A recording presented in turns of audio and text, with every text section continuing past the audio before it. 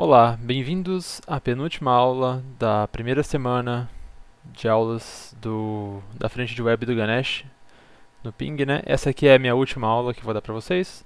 Eu vou falar sobre Cross-Site Scripting, ou XSS. E basicamente, Cross-Site Scripting é um tipo de ataque que pode ser realizado por meio de campos, por meio de parâmetros em URL, por vários meios. E o objetivo é injetar um código malicioso dentro da página de uma vítima, da página HTML. Existem três tipos principais de XSS. O primeiro é o Stored XSS e o segundo é o Reflected XSS. A diferença entre o Reflected XSS e o Stored XSS é onde o payload, ou seja, aonde o script malicioso está armazenado. No Stored XSS ele está armazenado no servidor, diretamente no servidor, ou seja, você não teria como predizer que o ataque vai ser feito olhando apenas a URL de acesso. Já o Reflected XSS, ele está armazenado não no servidor, mas em algum meio que o cliente vá se conectar com o servidor, tipicamente uma URL. Um exemplo menos comum é: alguém me diz que se eu copiar e colar um trecho de texto, que na verdade é um código, mas eu não sei, copiar e colar esse código num campo de texto de um jogo, eu vou ganhar 1000 moedas. Aí eu vou lá, copio e colo, e aí quando eu clico em enviar no jogo, esse código é executado. O jogo é um jogo de browser, né, no caso. Esse código vai ser executado no meu browser, e aí o cliente vai ter executado o código malicioso na minha máquina. Então eu abri aqui o WebGoat, que é uma aplicação da Wasp insegura, né? Assim como o JuiceShop, não sei se vocês já conhecem, mas ele serve para você testar os ataques, né? Por exemplo, XSS, XXZ, que o Guerra vai falar na próxima aula. Outras coisas que a gente vai falar mais à frente, tipo Injection, tem SQL Injection. Voltando ao XSS, esse aqui é um exemplo de XSS Reflected. Por quê? Porque toda a informação que eu for usar nesse exemplo que vocês vão ver como XSS, ela não está no servidor ainda e nem vai ficar lá. O que vai acontecer é, eu vou fazer uma requisição passando meu número do cartão de crédito, e aí o servidor vai processar a minha compra, supostamente, com esse cartão de crédito, e a resposta que ele vai me dar é: a sua compra foi processada com este cartão de crédito. Então ele me trouxe de volta o meu cartão de crédito. Então eu vou comprar. Comprei. Aí ele fala: ignora essa parte aqui, isso aqui é do desafio, né? Aí ele fala: obrigado por comprar no WebGoat, você... Aqui, aí ele fala: ó, esse aqui é o seu cartão de crédito que você comprou. Aí ele me dá o mesmo número que eu passei. E por que é reflected? Porque eu mando e ele reflete de volta o que eu mandei. Então agora vamos entrar no XSS. Na verdade, um passo antes. O que é o XSS? Muitas vezes o XSS é basicamente você injetar um elemento HTML na página. Então eu posso digitar H1, como vocês já viram na aula de HTML, suponho eu. Isso aqui é um header, ou seja, vai deixar o que está aqui dentro em texto grande e negrito. Se eu clicar em Purchase, ele me retorna em texto grande e negrito. Se eu abrir o código fonte, vocês vão ver que o H1 veio parar diretamente no HTML. Então, o que a gente esperava que o servidor fosse fazer? A gente esperava que ele fosse digitar o próprio H1 aqui, e não deixar ele em H1. A gente esperava que ele transformasse o nosso menor que nesse caractere aqui.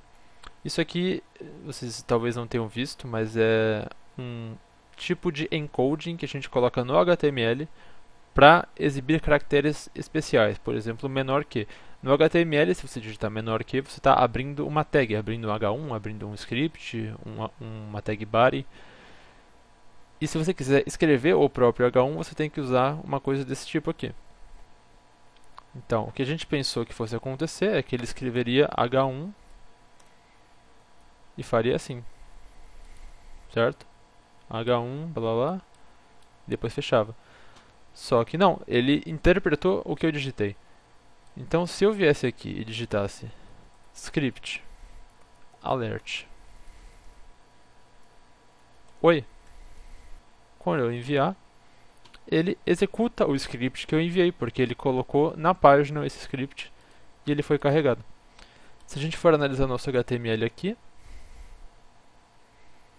está nosso script.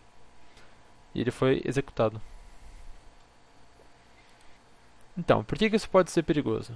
Porque geralmente elas não vão fazer um alert comum, elas vão fazer um alert dos seus cookies. Ou então enviar os cookies para o servidor pessoal do atacante. Então, olha aqui, JSessionID, tananana. Como eu já mostrei na aula de cookies e sessões, isso aqui poderia te roubar uma conta no banco. Isso aqui faz o atacante logar na sua conta do banco, e se o banco não tiver medidas de segurança contra session hijacking, pronto, você perdeu todo o seu dinheiro que foi transferido para a conta de outra pessoa. Esse é um exemplo de Reflected XSS usando um campo. Existem também vulnerabilidades que permitem que você digite na URL um payload que faça algo do tipo. E aí basta a pessoa clicar na URL sem fazer nada, ela só clica na URL e já é atacada. Já cai na vulnerabilidade. Então, eu abri um pequeno servidor aqui, criei uma página para a gente ver como é que funciona o Storage XSS. Bom, aqui eu estou numa aba anônima e eu defini dois cookies, PHP-SysID, e eu chamei de seção do admin o valor dela, e bicho ID admin 123. Quando eu faço um comentário aqui, eu ganho o meu PHP-SysID e o meu bicho ID como dois valores aleatórios. O admin ele pode ler todos os comentários. O bicho só pode ler o próprio comentário. Então, se eu sou um outro bicho, eu não posso ler o comentário anterior quando eu ganho meu bicho ID, certo? Bom, mas isso não interessa muito, porque isso é só parte de outro esquema maior que vocês vão ver no futuro. Talvez. Mas é isso aí. Então, eu vou aqui escrever e aí, e você vê que se eu der F5 nessa página, o admin consegue ver o e aí. Eu só consigo ver o e aí porque o oi foi outro bicho que comentou. Então, o que eu quero fazer é, eu quero roubar a sessão do admin. O que eu vou precisar fazer então? Eu vou precisar mandar um XSS pro admin. Mas eu não tenho contato com o admin, eu não vou conseguir mandar um link para ele ou pedir para ele digitar em algum lugar. Ou seja, eu não posso fazer Reflected XSS, que é quando a página do admin fornece para o servidor um dado que volta para ele como um ataque XSS. Ele não vai poder digitar nada na página dele, porque eu não conheço ele. Não vou poder falar com ele. Então, o que eu vou fazer? Eu vou, em vez de falar para ele digitar, eu vou gravar no servidor um payload, gravar no servidor o meu código malicioso, que é, eu venho aqui e digito script alert document.cookie.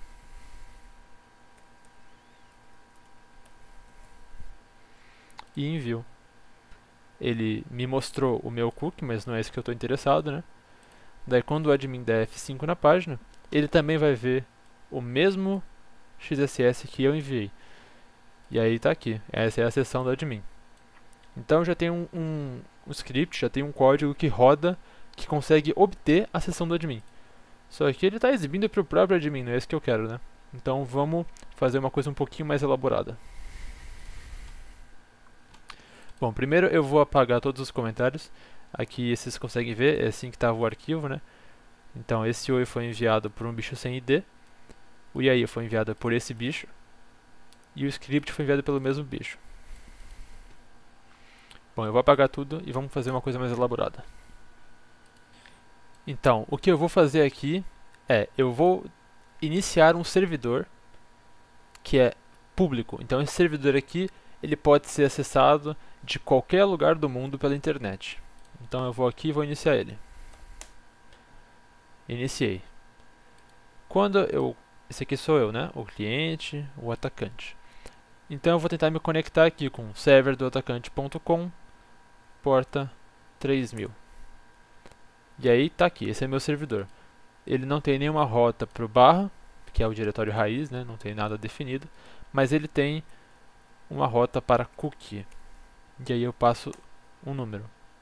E quando eu passo isso, aqui ele printa que eu digitei lá em cima. Então, se eu digitar aqui por acaso seção desejada, ele me escreve exatamente o que eu quero. Então, o que eu tenho que fazer? Eu tenho que fazer um payload que mande o cookie do administrador para o meu servidor do atacante. E aqui está o payload que a gente vai ter que usar. Então é o seguinte, ó, quando a janela carregar, ele vai criar um objeto que faz requisições. Vou chamar ele de HTTP. A URL que eu quero enviar é aquela URL que eu mostrei mais cedo. Eu vou concatenar os cookies, só que escapando algumas coisas. Por exemplo, o cookie ele vai ser o quê? Ele vai ser bicho.id igual a admin123, ponto e vírgula, php_ssid. Você percebe o problema? Isso aqui vai querer ser enviado na URL. E aí, vai ter ponto e vírgula, vai ter igual, e ele pode muito bem confundir isso daqui com os parâmetros da URL. O que esse encode URI component faz? Vocês vão ver já já. Então, vamos colocar isso aqui numa linha só. No Sublime Text, você aperta Ctrl J para fazer isso. Eu vou ligar o servidor.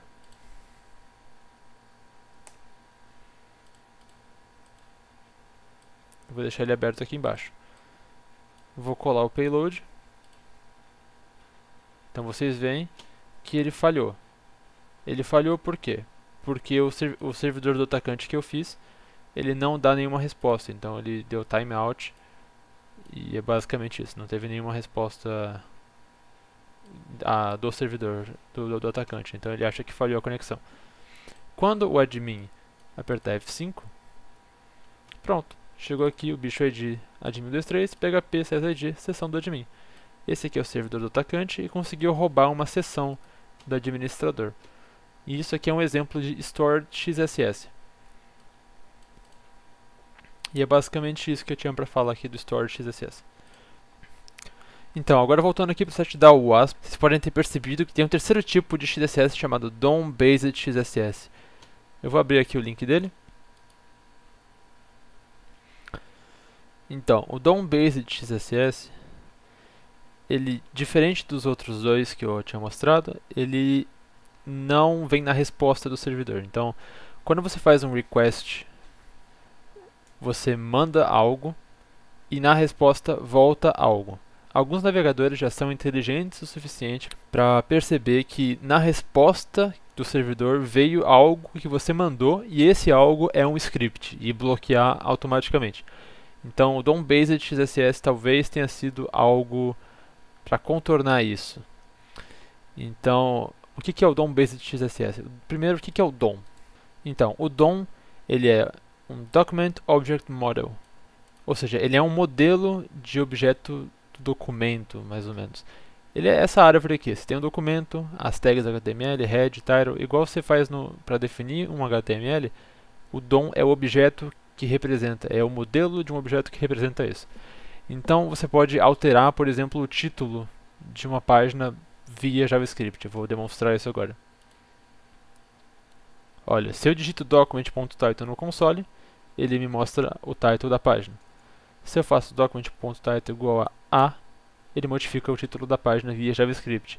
E isso é feito por meio desse DOM. O DOM é justamente isso. Esse objeto document, que tem vários atributos, vários membros, enfim. DOM-Based XSS é justamente alterar a página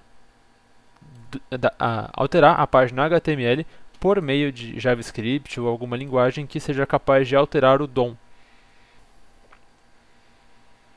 Ó, aqui temos o exemplo de um código em JavaScript. Ó, select your language, isso aqui é tudo HTML.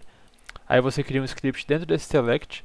Esse select aqui em HTML é uma lista de opções, é aquela combo box, sabe? Você clica e desce uma listinha, você seleciona um item. É isso. E aí você vai escrever no documento uma opção com valor 1. E aí você vai pegar o que foi passado como parâmetro. E a opção 2 vai ser inglês. Então, quando você digita a URL interrogação default French,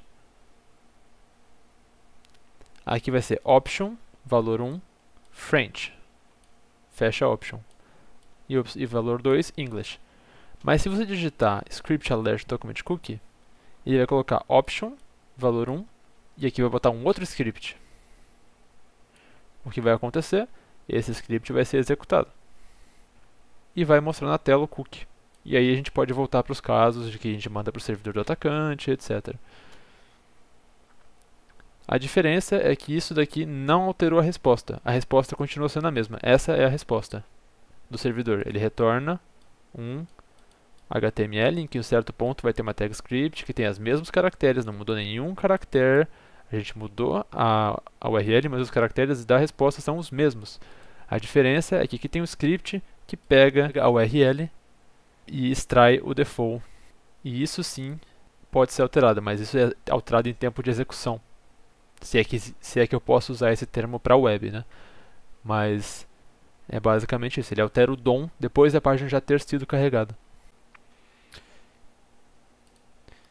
Então, como mitigar o XSS? Bom, nada é perfeito, né? Mas aqui a gente tem uma grande cheat sheet da WASP dizendo algumas regras. Bom, primeiro você tem várias regras de colocar dados que você não confia, enfim. Você tem que escapar os caracteres, mas depois de fazer toda essa sanitização e escapar os caracteres, o que ele está dizendo é: use a flag HTTP only. O HTTP only eu já comentei no vídeo de cookies e sessões, mas o Content Security Policy eu não comentei ainda. Então vamos abrir aqui a página do Content Security Policy para a gente dar uma olhada. Então essa aqui é a página oficial do Content Security Policy, e como eles mesmos se descrevem, eles são um header para HTTP que ajuda a reduzir os riscos de CSS em browsers modernos por meio de uma declaração que determina quais recursos dinâmicos são permitidos a serem carregados. Então aqui você diz default source, ou seja, os sources de JavaScript, imagem, CSS, fonte, Ajax. A gente limita quais são os domínios que podem ser usados. Default é para todos esses, script é só para JavaScript, style para style e assim adiante.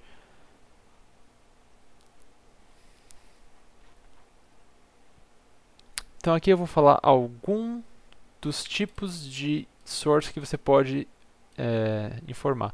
Eu e o Guerra tivemos que aprender Content Security Policy para resolver um desafio do Pound to Win ano passado, e eu vou passar para vocês aqui algumas coisas que a gente precisou saber para resolver esse SHA.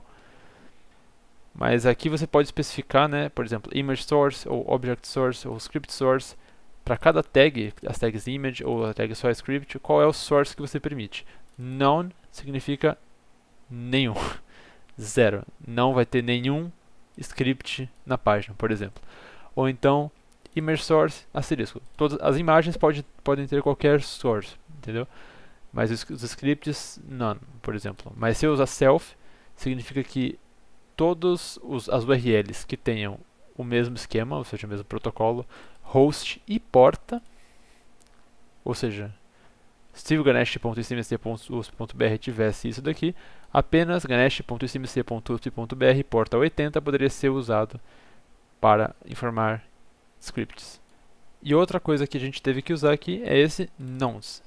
Esse nonce especifica um atributo que o seu script tem que ter, no caso script source, né, para que ele seja rodado. Então, na resposta do servidor, quando você for pedir a página com get, ele vai te dar todos os scripts que ele vai usar, e nesse script ele vai colocar aqui, ó, script nonce igual a, aí aqui alguma coisa aleatória, que só o servidor vai saber. E aí se algum cara tentando fazer XSS colocar um script, ele não vai saber o que foi essa coisa aleatória que foi gerada. Até porque não tem nenhum padrão mesmo, não precisa ter um padrão. Não é como uma senha, é literalmente pseudo-randômico. E ele muda toda vez que você atualiza a página. Então, apenas scripts que forem informados com o nonce correto, que foi passado no header, então aqui esse aqui foi o header que foi passado, podem ser executados. E esse foi um impeditivo enquanto a gente estava resolvendo o SHA. Tá, então eu acho que era basicamente isso que eu tinha para falar de XSS, né? Eu mostrei exemplo de Reflected XSS, Storage XSS, eu expliquei o que é um DOM-based XSS, falei sobre métodos de prevenção contra XSS, HTTP Only, que já foi abordado no vídeo anterior sobre cookies, CSP, Content Security Policy, que eu expliquei o básico agora para vocês. Se quiserem saber mais, vocês podem ver a documentação do Mozilla ou ver o próprio site Content Security Policy que eu estava acessando. E eu acho que é basicamente isso. Eu vou me despedir de vocês, porque essa é a minha última aula. Não vou mais aparecer no Ping de 2020. Então, bom resto de Ping aí pra vocês. Fiquem em casa, se cuidem nessa quarentena e até mais.